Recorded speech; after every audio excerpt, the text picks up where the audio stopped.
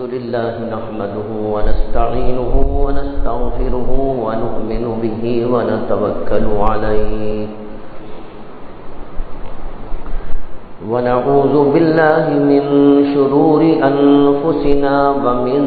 سيئات أعمالنا من يهده الله فلا مضل له ومن يضلله فلا هادي له ونشهد أن لا إله إلا الله وحده لا شريك له ونشهد أن سيدنا ومولانا محمدا عبده ورسوله صلى الله عليه وعلى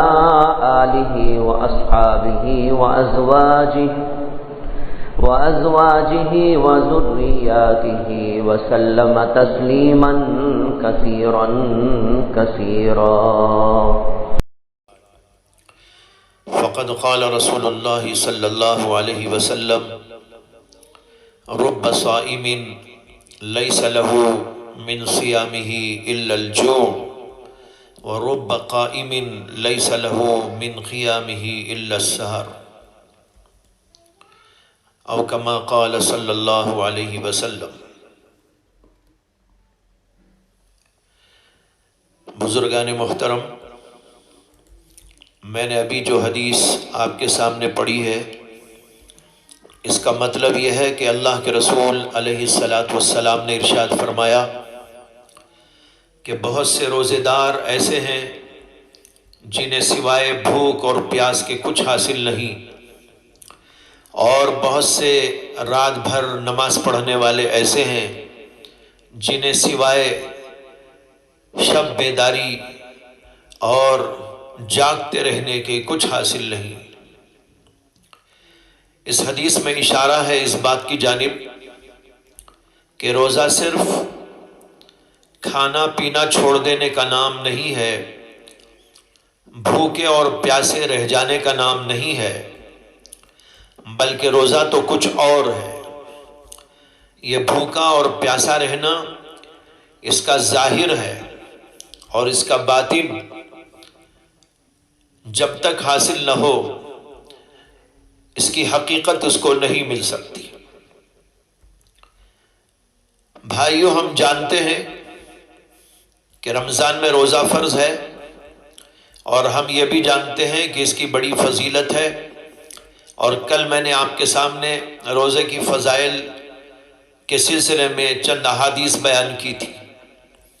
لیکن یہاں پر اہم سوال یہ ہے کہ روزے کی حقیقت کیا ہے، روزے کی روح کیا ہے. آج میں اسی پر گفتگو کرنا چاہتا ہوں. یہاں یہ جان لینا ضروری ہے کہ ہر عبادت کی ایک صورت ہوتی ہے اور ایک روح اور حقیقت ہوتی ہے. ہر عبادت کی جیسے ایک ظاہری شکل اور صورت، اسی طرح اس کی ایک باطنی حقیقت اور روح. نماز کو لیجئے، اس کی ایک ظاہری صورت ہے، اور وہ یہ ہے کہ قبلہ رخ کھڑا ہو، تکبیر تحریمہ کہے، پھر زبان سے سورہ فاتحہ اور کوئی سورت پڑھے، پھر رکوع اور سجدہ کرے اور قاعدہ کرے، اور آخر میں سلام پھیر دے. یہ نماز کی ظاہری شکل ہے. لیکن نماز کی حقیقت کیا ہے؟ نماز کی حقیقت ہے توجہ اللہ، خشوع اور خضوع، عاجزی اور تذلل اور انکساری. ظاہر ہے کہ اگر کوئی شخص روح نماز اور حقیقت نماز کے بغیر صرف قیام اور قعود اور رکوع اور سجود کر لے تو اس کی نماز ایک بے حقیقت نماز ہوگی، بے روح نماز ہوگی. محترم حضرات، اسی طرح روزے کی بھی ایک صورت ہے اور ایک اس کی حقیقت ہے. اس کی صورت تو یہ ہے کہ آدمی صبح صادق سے لے کر غروب آفتاب تک کھانے سے، پینے سے، جماع کرنے سے باز رہے. یہ روزے کی صورت ہے. لیکن اس کی روح اور اس کی حقیقت یہ ہے کہ بندہ اللہ کی محبت میں، عشق میں سرشار ہو جائے، اور اس کی محبت کا مظاہرہ اس طرح کرے کہ کھانا اللہ کی محبت میں چھوڑ دے، پینا اللہ کی محبت میں چھوڑ دے، جائز خواہشات کو اللہ کی محبت میں ترک کر ڈالے اور یہ سوچے کہ اللہ کا حکم آ گیا، میں روزہ رکھتے ہوئے کھانا نہ کھاؤ، پانی نہ پیو، جائز خواہشات کو بھی پورا نہ کرو، اسی اللہ کے حکم پر اپنی تمام مرغوب اور محبوب چیزوں کو قربان کر دیتا ہوں۔ اگر آدمی یہ کرتا ہے تو اس کا مطلب یہ ہے کہ اس کے دل کے اندر خدا کی محبت آئی اور اسی خدا کی محبت سے اس نے روزہ رکھ کر اللہ کے لیے قربانیاں پیش کی ہے۔ یہ ہے دراصل اللہ تعالیٰ سے محبت جو روزے کی روح ہے۔ اور اس محبت میں آدمی اتنا آگے بڑھ جاتا ہے کہ ایک قطرہ پانی، ایک دانہ کھانا بھی اپنے حلق کے نیچے نہیں اتارتا، اور سخت سے سخت گرمی میں بھی شدت کی پیاس کو اللہ کی محبت میں خوشی خوشی برداشت کر لیتا ہے، اور شدید بھوک کو ہنستے ہنستے جھیل لیتا ہے، حتیٰ کہ اگر روزے کے اوقات میں افطار کرنے پر اس کے سامنے لاکھ روپے پیش کیے جائیں وہ اس کو لات مار دیتا ہے، ٹھکرا دیتا ہے۔ یہ سب کیوں کرتا ہے؟ صرف اللہ کی محبت میں اور اللہ کے عشق میں کرتا ہے۔ غرض یہ کہ روزے کی صورت تو یہ ہے کہ صبح سے لے کر یعنی صبح صادق سے لے کر غروب آفتاب تک کھانے پینے اور جماع سے باز رہے، اور اس کی حقیقت اور اس کی روح اللہ کی محبت اور عشق میں سرشاری ہے۔ اگر کسی کو اللہ تعالیٰ کی محبت میں سرشاری حاصل نہیں تو اس کو روزے کی حقیقت حاصل نہیں۔ اگرچہ اس نے کھانے پینے اور جماع سے پرہیز کر رکھا ہو، مگر اس سے صرف اس کو روزے کی صورت حاصل ہوئی، حقیقت حاصل نہ ہوئی۔ اس لیے اس صورت کے ساتھ روزے کی حقیقت کو پانے کی کوشش کرنی چاہیے۔ اب یہ سنیے کہ جب انسان اس طرح روزہ رکھے گا کہ روزے کی صورت کے ساتھ روزے کی حقیقت بھی اس کو حاصل ہو جائے، یعنی اللہ کی محبت اور اللہ کے عشق میں سرشاری اس کو حاصل ہو جائے، تو اس کا ایک اثر یہ ظاہر ہوگا کہ انسان عبادات میں اور نیکیوں میں آگے آگے چلے گا، نیکیوں اور عبادت کی طرف لپکے گا، اور ہر عبادت اور نیکی کو بڑے شوق اور ذوق کے ساتھ میں ادا کرے گا۔ عبادت میں سستی نہیں ہوگی، بلکہ وہ ہر نیکی اور طاعت میں آگے بڑھتا چلا جائے گا، کیونکہ اسے تو اللہ کی محبت حاصل ہے۔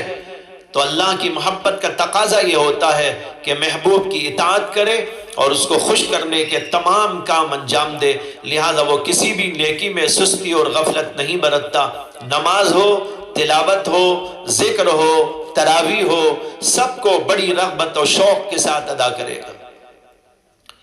اور دوسرا اثر اس محبت کا یہ ہوگا کہ انسان گناہوں کے قریب نہیں پھٹکے گا، کیونکہ وہ اللہ کی محبت میں کھانا وہ پینا چھوڑ چکا ہے، اور اپنی بیوی سے جماع و لذت حاصل کرنے سے بھی باز آ چکا ہے، حالانکہ یہ چیزیں سال بھر تو اس کے لیے حلال اور مباح تھی۔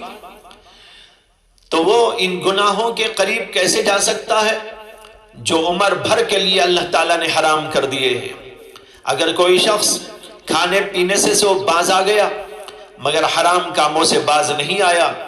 تو وہ صرف صورت کے لحاظ سے روزے دار ہے، حقیقی اعتبار سے روزے دار نہیں۔ لہذا روزے کی حقیقت جس کو حاصل ہوگی وہ ایک طرف طاعتوں اور نیکیوں میں اللہ کے عشق و محبت میں آگے بڑھتا جائے گا، تو دوسری طرف وہ اللہ تعالیٰ کی نافرمانی اور گناہوں سے بچے گا۔ اور جسے یہ بات حاصل نہ ہو تو اس کا روزہ صرف ایک جسم ہے جو روح سے خالی ہے۔ ایسا روزہ بے روح اور بے حقیقت روزہ ہے جس کی شریعت کے اندر کوئی قیمت نہیں، کیونکہ ہر چیز میں صورت کے ساتھ حقیقت اور روح کا پایا جانا ضروری ہوتا ہے، ورنہ اس کی کوئی قدر و قیمت نہیں ہوتی۔ غور کیجئے کہ انسان کے اندر سے روح نکل جاتی ہے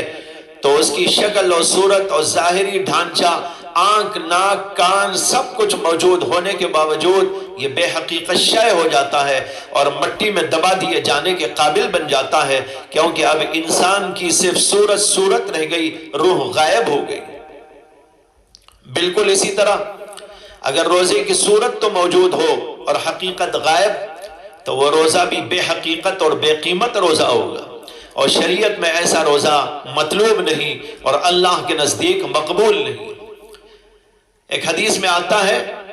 کہ اللہ کے نبی علیہ السلام نے فرمایا الصیام جنہ، روزہ ڈھال ہے۔ کیا مطلب ہے اس کا؟ علماء کرام لکھتے ہیں کہ روزہ رکھنے سے روزے دار کے لیے یہ روزہ گناہوں سے بچنے کی ڈھال بن جاتا ہے، اور جب دنیا میں گناہوں سے بچنے کے لیے ڈھال بن جاتا ہے تو وہ آخرت میں جہنم سے بچنے کے لیے ڈھال بن جاتا ہے۔ معلوم ہوا کہ روزے کو ڈھال بنانا چاہیے، گناہوں سے بچنے کا ذریعہ ہونا چاہیے، اس کے اندر یہ کیفیت اور یہ حقیقت پائی جانی چاہیے۔ اسی لیے ایک حدیث میں اللہ کے رسول علیہ السلام کا ارشاد ہے، آپ نے فرمایا الصیام جنۃ ما لم یخرقها۔ عجیب بات ہے، اللہ کے رسول کہتے ہیں کہ روزہ ڈھال ہے، لیکن اس وقت تک جب تک کہ اس کو کوئی توڑ نہ دے، یعنی اگر گناہوں سے اس کو توڑ دے گا تو وہ روزہ ڈھال نہیں بنے گا۔ جیسے ڈھال کو اگر توڑ دیا جائے تو وہ کام نہیں آیا کرتی، اسی طریقے پر روزے کو اگر گناہوں سے توڑ دیا، غیبتوں سے توڑ دیا، چغلیاں کھا کر توڑ دیا، اور کوئی غلط کام کر کے توڑ دیا تو پھر وہ روزہ آخرت کے اندر کام نہیں آئے گا۔ ایک اور حدیث کے اندر فرمایا اللہ کے رسول علیہ السلام نے من لم يدع قول الزور والعمل به فليس لله حاجة ان يدع طعامه وشرابه، جس نے جھوٹی بات اور اس پر عمل کرنا نہ چھوڑا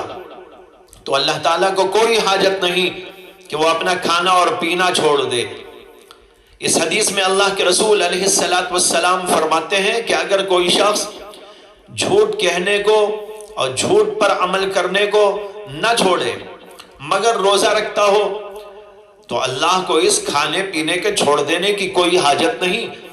یعنی ایسا روزہ خدا کو کوئی مطلوب اور منظور نہیں جس میں حرام کا ارتکاب ہو اور آدمی صرف اور صرف کھانے پینے سے بچ جائے۔ ایک حدیث میں آتا ہے کہ آپ نے فرمایا کہ اگر تم میں سے کوئی روزے سے ہے تو وہ کوئی بری بات اپنی زبان سے نہ کہے، نہ چیخے نہ چلائے، اور نہ کوئی جہالت والا کام کرے، اور اگر کوئی اسے گالی دے یا اس سے لڑائی جھگڑا کرنے کو آئے تو اس سے کہہ دے کہ بھائی میں تو روزے دار ہوں۔ یہ کہنا بعض علماء کہتے ہیں کہ اس کو خطاب کرتے ہوئے کہے، اور بعض علماء کہتے ہیں دل میں سوچ لے کہ میں تو روزے دار ہوں، یہ مجھے گالی دے رہا ہے تو مجھے جواب نہیں دینا ہے، یہ مجھ سے برا سلوک کر رہا ہے تو مجھے کوئی برا کام اس کے ساتھ نہیں کرنا ہے، اس لیے دل میں وہ سوچ لے کہ میں تو روزے دار ہوں، میں غلط حرکت کیسے کر سکتا ہوں۔ معلوم ہوا کہ روزے دار کوئی غلط کام نہیں کر سکتا، کوئی بری بات نہیں کہہ سکتا، جہالت والا کوئی عمل نہیں کر سکتا، اس کو ان سب سے پرہیز کرنا چاہیے۔ امام محلب کہتے ہیں کہ اس حدیث میں دلیل ہے کہ روزے میں بری بات کہنے اور جھوٹ بولنے سے بچنا بھی لازم ہے،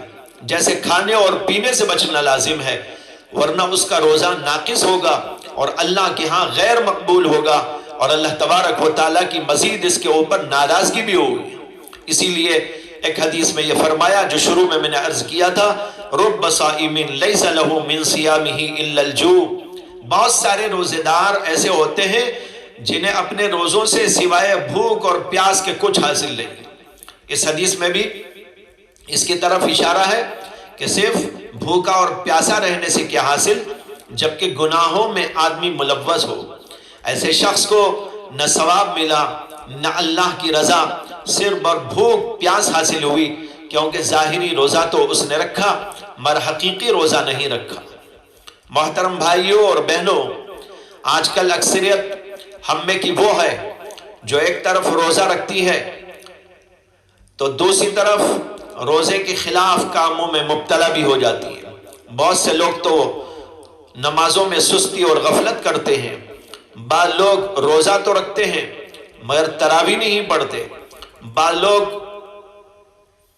وہ ہیں جو روزہ کاٹنے کے لیے دن بھر سوتے پڑے رہتے ہیں، بعض وہ لوگ ہیں جو روزہ کاٹنے کے لیے اس سے بھی بدتر کام غیبت میں مبتلا ہو جاتے ہیں یا ادھر ادھر کی باتوں میں مشغول رہتے ہیں، فضول حرکتوں میں دن گوا دیتے ہیں، کیا ہم نے کبھی سوچا کہ ایسا روزہ اللہ کے ہاں کیا حیثیت اور کیا مقام رکھتا ہوگا؟ کیا یہ اللہ کے ہاں مقبول ہوگا،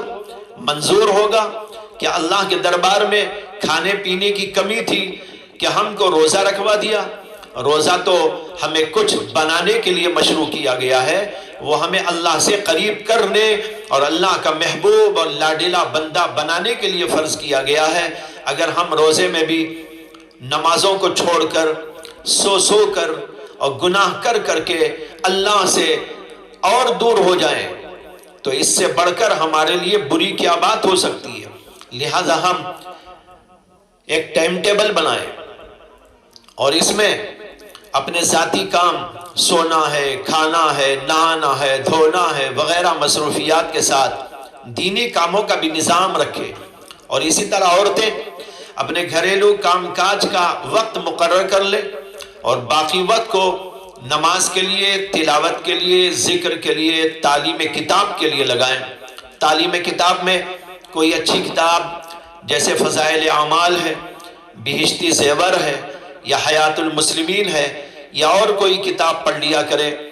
گھر کے تمام افراد جمع ہو جائیں، کتاب پڑھیں، اس کے اثرات قبول کریں، اس کے مضامین کو دل کے اندر جمائیں۔ اسی طرح گھروں میں نماز باجماعت ادا کرنے کا اہتمام کریں، بچوں کو بھی اپنے ساتھ بٹھا کر ان کو بھی نماز وغیرہ میں شامل کریں تاکہ ان کو عادت پڑ جائے۔ اسی طرح ان کو قرآن سکھائیں، دعائیں سکھائیں، آداب وغیرہ کی تعلیم دیں۔ اس طرح ہمارا روزہ واقعی روزہ بن جائے، اس کی ہم سب کو کوشش کرنی چاہیے۔ اللہ تعالیٰ مجھے بھی آپ کو بھی ان تمام باتوں پر عمل کی توفیق عطا فرمائے۔ وآخر دعوانا ان الحمد للہ رب العالمین۔